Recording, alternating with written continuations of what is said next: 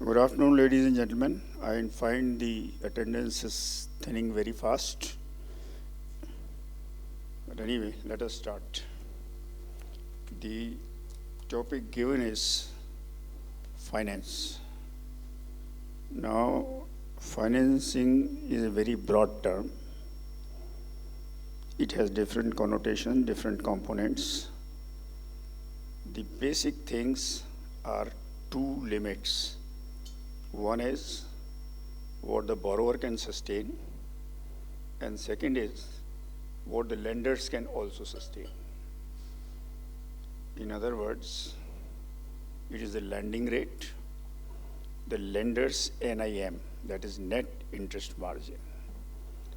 And for the borrower, it is the opportunity cost of the funds that he borrows and the trade-off where he invests and how much NIM he makes out of it by way of profit.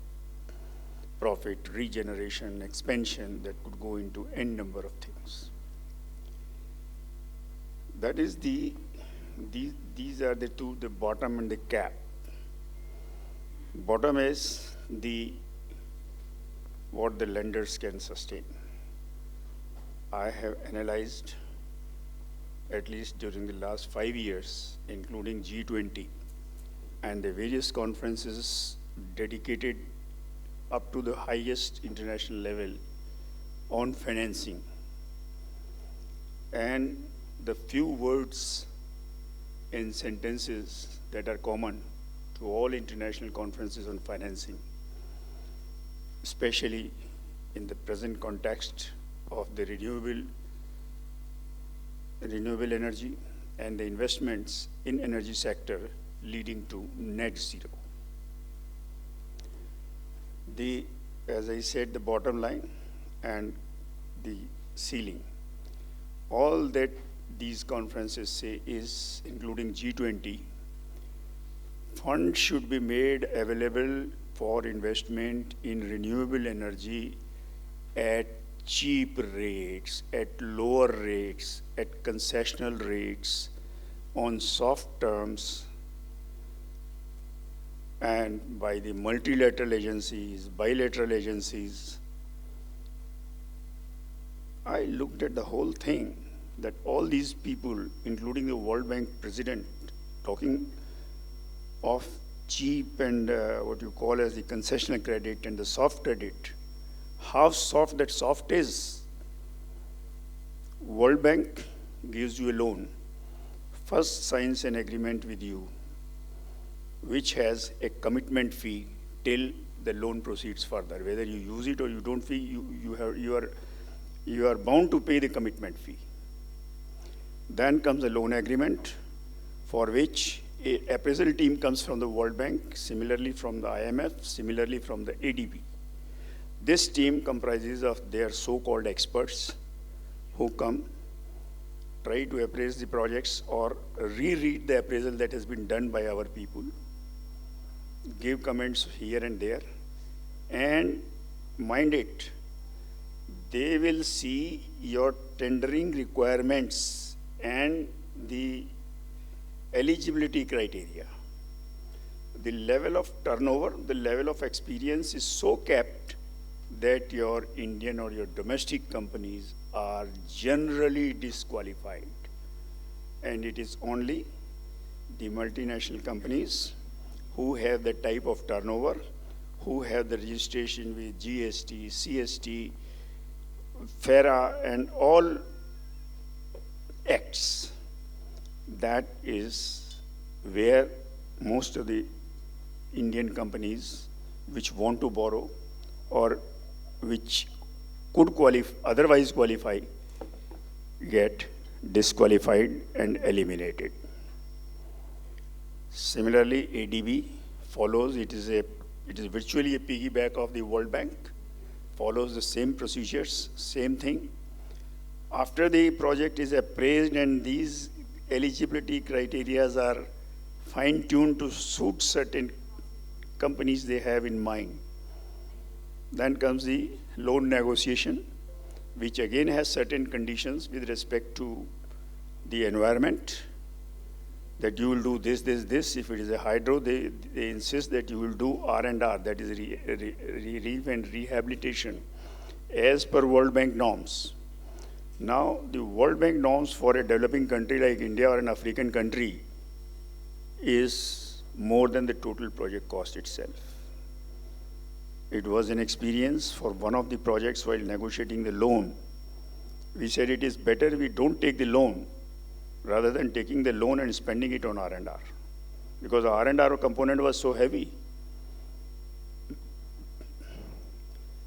Therefore, the multilateral funding, bilateral funding, of course, is not that.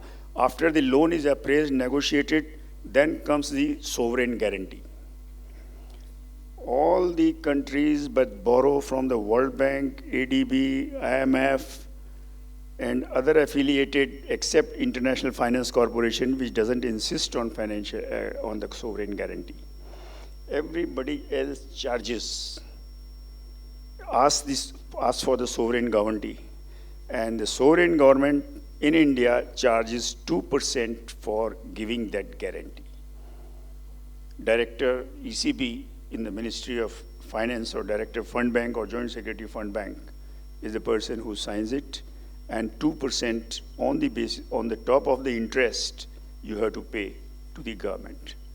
So your effective interest rate would be the rate charged by the bank, plus the commitment charge, plus the guarantee fee, plus the currency risk that you absorb. That gives you the effective rate of funding. If funds are just not available, then one has to borrow irrespective of the cost because it is not available and needed. But today, the condition is such, the Indian market is flooded with funds. If you ask an Indian entrepreneur, Kushagra is here, if you talk to somebody about 100 crores or 200 crores, the private entrepreneur laughs it away. If there is an investment proposal, get something for 1,000 crores and above it. They don't look at 100 or 200 crores. I remember in 1975, when I had just joined after completing the probation in the Ministry of Industry, there were 4 industry modernization funds: jute, sugar, textiles, and paper.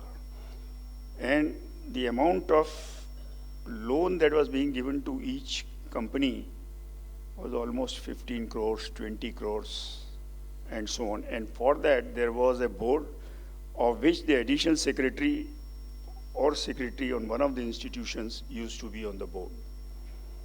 So from 20 crores, 20 to 50 crores, we have come to 5,000 to 20,000 crores, where our infrastructure funding companies give 15 years, 20 years, 25 years loans to fund the basic infrastructure.